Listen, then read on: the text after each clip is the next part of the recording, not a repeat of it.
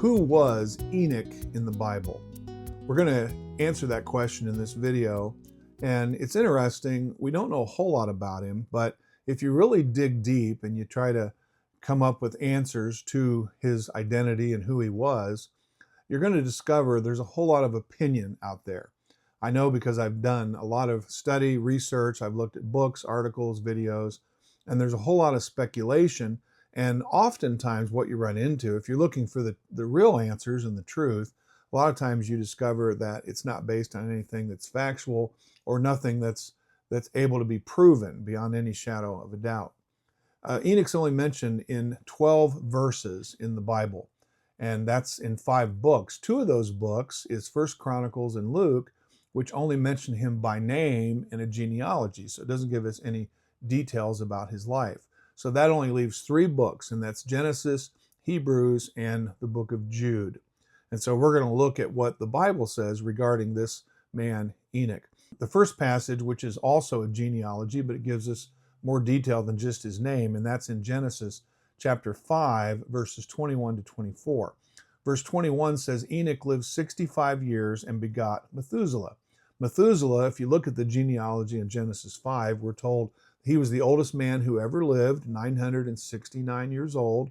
This took place before the flood, and the earth was surrounded by a water canopy. It had never rained before, and it kind of had the same effect as like a greenhouse, and so people lived a lot longer. Enoch was also the great-grandfather of Noah. And we do know what his name means. In the Hebrew, his name literally means teacher. And so that much we know about him. Verse 22 says, after he begot Methuselah, Enoch walked with God 300 years and had sons and daughters. So all the days of Enoch were 365 years. Now, as I said, that sounds like a long time, and it would be in today's world.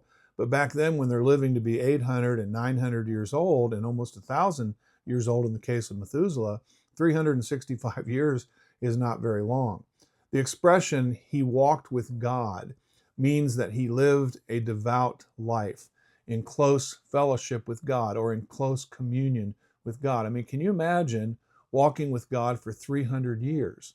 That means that Enoch lived for 300 years pleasing God. That is, doing things God's way. I mean, can you look back over this past year?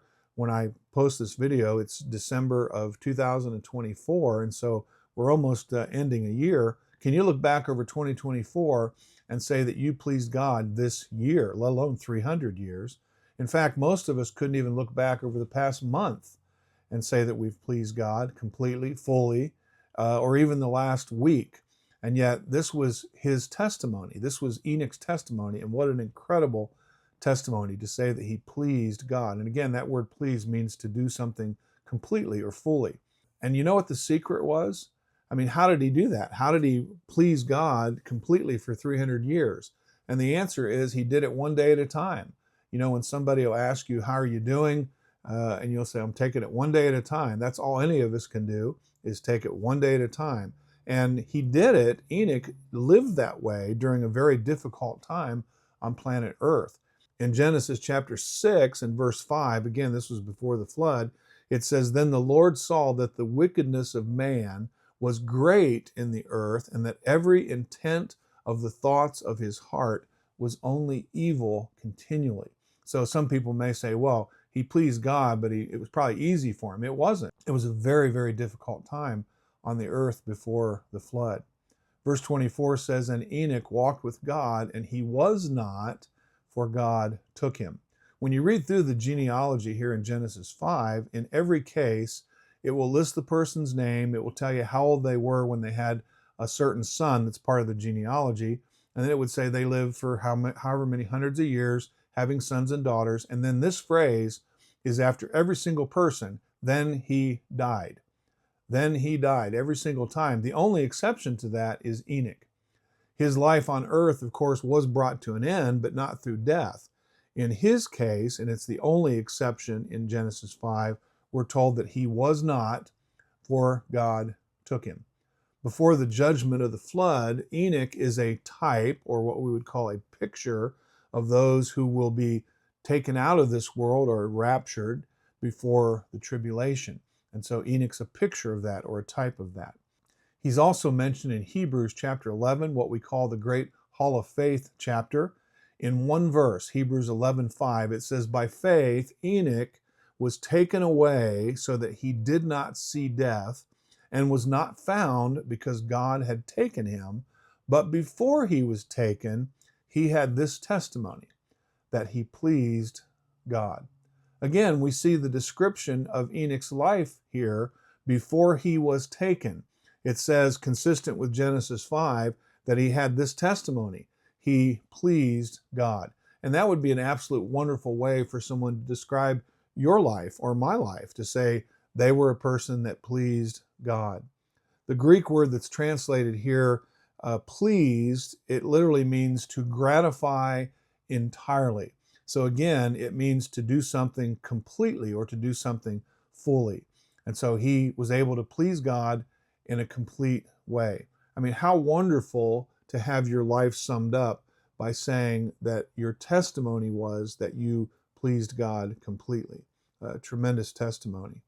Also, in connection with Enoch, the very next verse here in Hebrews chapter 11 and verse 6, we read these words about the importance of faith. It says in verse 6, "But without faith it is impossible to please him," that is God, "for he who comes to God must believe that he is, and that he is a rewarder of those who diligently seek him." So we're told here that without faith it's impossible to please God. And obviously Enoch is a good example of faith because his testimony was that he pleased God.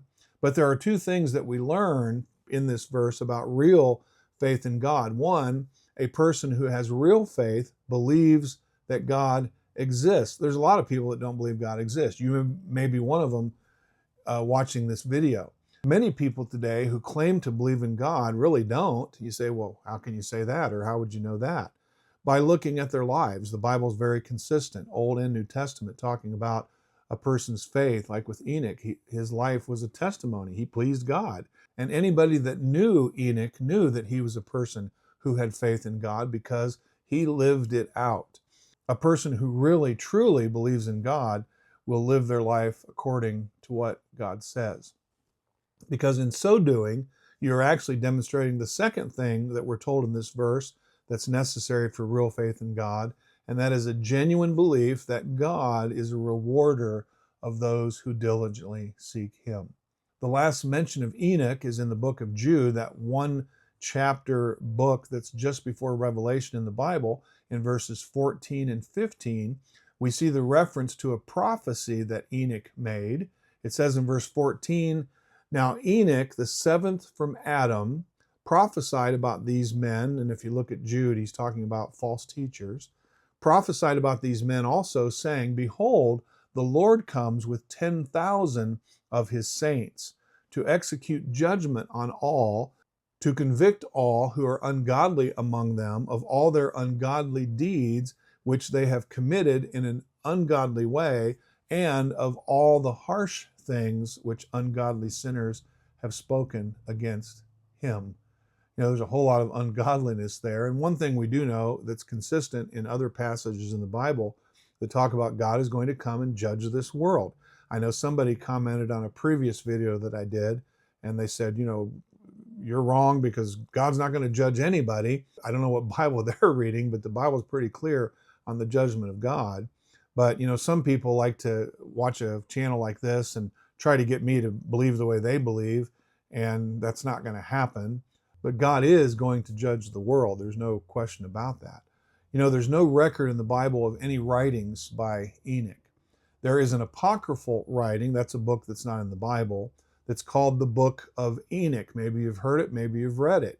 And it contains a prophecy which strongly resembles the one that we see here in Jude. But the reason for that, and you may not like to hear this, but it's true if you research it thoroughly enough, the reason is because that book, the Book of Enoch, was written after the Book of Jude, which means rather than Jude quoting from that book, the Book of Enoch, the author of the Book of Enoch is actually quoting from Jude. Although we don't know much about this man Enoch. What we do know is really quite extraordinary, and as his name means, teacher, we can learn a lot from him. His was a life that was characterized as walking in faith and living a life that was pleasing to God. Well, thank you for visiting The Essential Truth. Please like this video, comment, share it with someone else, and subscribe to the channel. All of those things are helpful to the channel. It helps me know that you'd be interested in more content just like this. So thank you so much for visiting The Essential Truth. This is Pastor Dave. You have a blessed day.